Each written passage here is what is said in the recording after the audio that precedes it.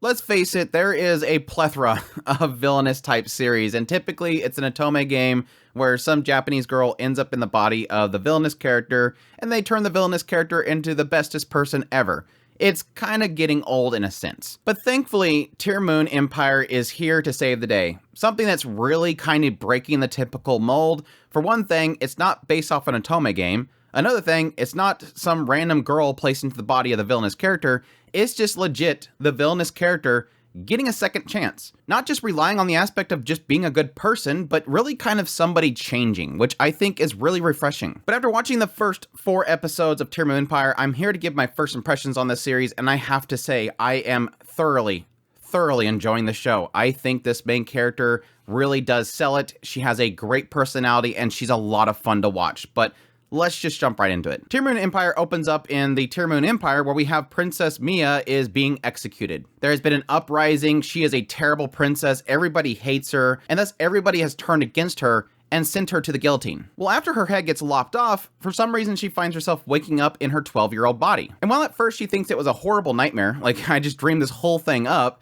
she ends up finding her diary sitting next to her that's covered in blood. And it lists out everything that has happened over the next 8 years. And this becomes the driving force for Mia Tearmoon as she decides at this point, I need to avoid dying. Not that she needs to become a good person. No, she just needs to avoid dying. Because again, Mia Tearmoon is not an isekai. She's just Mia Tearmoon. She's a selfish, snobbish person and only looking out for her own good. So it just kind of turns into her avoiding situation, avoiding certain people, all for the sake of just avoiding getting killed. But there's one thing that she can't shake. There was a 3-year period in which she was in prison before she was executed. And during this time, she kind of learned to appreciate certain things. When her chef is feeding her a meal, she suddenly realizes how much effort and how much work was being put into the meal itself because she was eating, moldy bread and rotten tomatoes for a long time. At some point, she ends up recognizing one of her maids as being the only person who ever came to visit her while she was in prison. Came by and told her stories, brushed her hair, cleaned her up. So she ends up kind of bringing in that maid and making her her right-hand maid. But this isn't going to keep her from getting the guillotine. So she starts to kind of plan out things that would sort of gain a little bit more favor to herself. One of the reasons why she was overthrown is because their nation didn't handle their money well enough. So she ends up visiting Ludwig, who pretty much handles a lot of the taxes, and trying to gain his favor in order to set the taxes and everything in order to make sure that the kingdom itself flourishes. She ends up opening up a hospital in an area that's impoverished, and over time ends up having to go to this academy where, unfortunately, she's forced to have to be in proximity of this prince, this person that she really, really loved back in her last life, that ultimately ends up turning on her. And yes, like I said, she tries to avoid him, but in actuality ends up gaining his attention. They end up having this ball, and in order to avoid going with the prince that she's trying to avoid, she ends up finding this other prince that she knows has an issue with self-confidence, pretty much inviting him instead, which she ends up enjoying because this guy kind of talks to her like she's a normal person, not like a princess. And due to her dress being completely ruined, she has to wear a different dress, and that just gains the attention of all the boys in the ballroom, which all plays into one of the reasons why I am loving this series so much. So my thoughts on Tearmoon Empire, I absolutely adore this series. And like I said at the very beginning, it's hard not to immediately go, oh gosh, another villainous type show. We've been getting a lot of villainous isekais lately. It seems like every single season we get at least one. And like I said before, what's so refreshing about Tearmoon Empire is that instead of relying on that trope of some Japanese girl taking over the main body and just being a really good person, that completely makes it seemingly too easy. In this case, this is the world. This is the character. And they have been given a second chance, but they're not a goody two-shoe. That's what makes it so great. It completely flips that whole typical genre on its head, and the idea that this is the villainess. This is the girl. Mia Tearmoon right here is the one that made her country hate her, and she's not changing suddenly just because she goes back in time. She's still in her head is selfish. She is a mean person, while not like violently mean. She is the type that will, yes, pretty much fire somebody for stupid reasons or whatever. Yes, she's consuming all the funds of the people and just having luxurious meals and stuff like that. She is a bad person, but it's more in the idea that she's a snob. She's selfish, and she doesn't really see others as equals. She's always looking down upon other people. And how that translates to the second opportunity is the idea that internally, yes, she just wants to avoid dying. And it just so happens she has to do all this stuff in order to avoid it. But that's where it makes it really great, in the idea that this internal dialogue, her demeanor inside is just so much fun. Mia Tearmoon's personality is literally what sells this show. She is a bundle of fun. But amidst all that is showing two different things that are really entertaining here. One is the idea that in a lot of cases, she's trying to avoid people, or she's trying to recruit people, or she's trying to gain people's favor, but in doing so, it blows up in her face most of the time. For instance, when she goes to Ludwig about the taxes, she says, what do you think this empire should do in order to set the taxes right? How does this empire flourish? Because she knows this guy's smart. She knows this guy has the ability in order to fix this country. And he looks down upon her, thinking that she's just a snobby, bratty princess. And so what she does is she goes, oh, that's right. Back here in my past life, he spouted out all this stuff about finances to me to show how dumb I was. And to get back at him, I wrote it down. Well, then I memorized it, and so I'm going to say it back to him. And she does. And it impresses him. He's like, holy crap, you are really smart. And she's like, crap, I just told him the same stuff that he told me, and now he thinks that I don't need his help.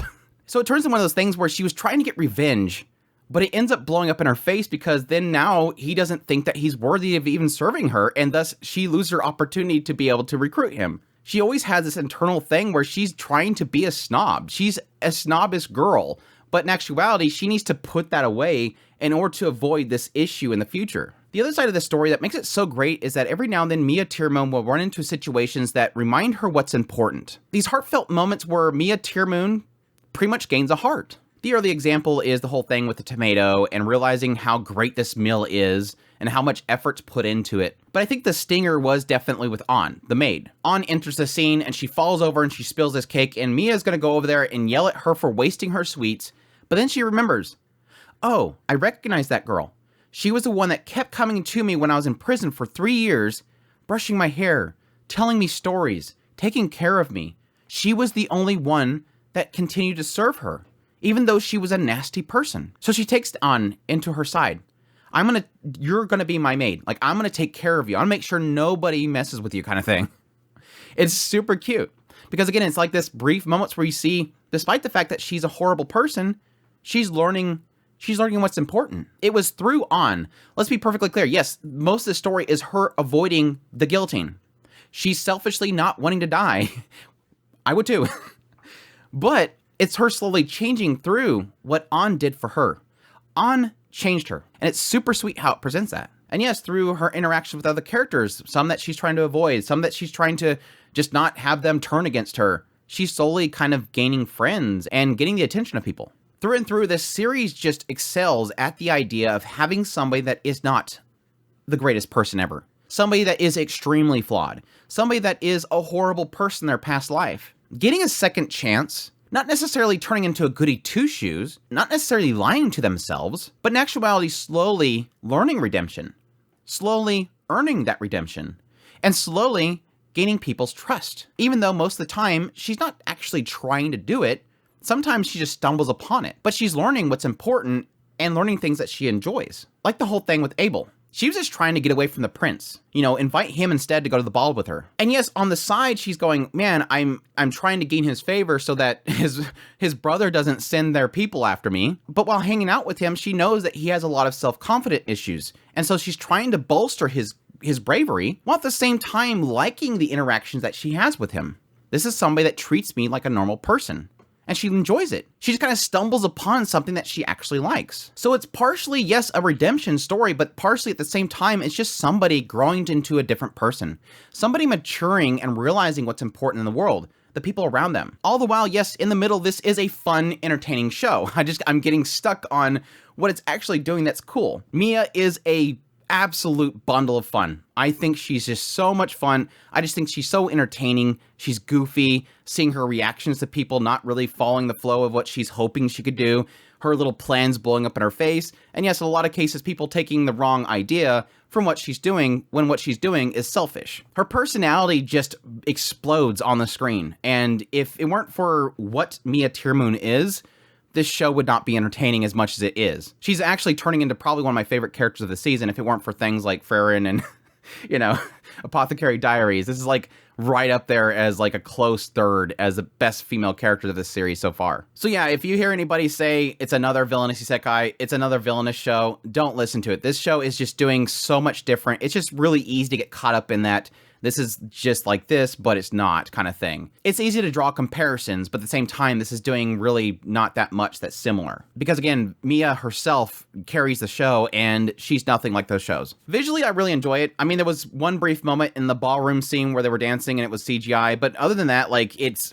really a good looking show. I just think they just nail Mia's character design, her expressions, the comedic moments. It just looks like a really good looking show. And whenever it does get serious with these brief moments where she was in prison and stuff like that, it gets kind of heavy, but for the most part, it's a really fun show that looks really great. But yeah, I highly suggest Tearmoon Empire. It is a lot of fun, but that is my thoughts on Tearmoon Empire. I hope you guys enjoyed this video. As always, if you did, make sure to hit that like button down below, comment, let me know what you think of the series if you're gonna be checking it out. Additionally, if you're new to the channel, make sure that subscribe button so you get my content. I do news, reviews, first impressions, top list if it's anime, it's pretty much here. Additionally, if you like this content and you want to support the channel more, I have a Patreon link, tips link, super thanks, membership button down below. Greatly appreciate everybody does, and y'all take care.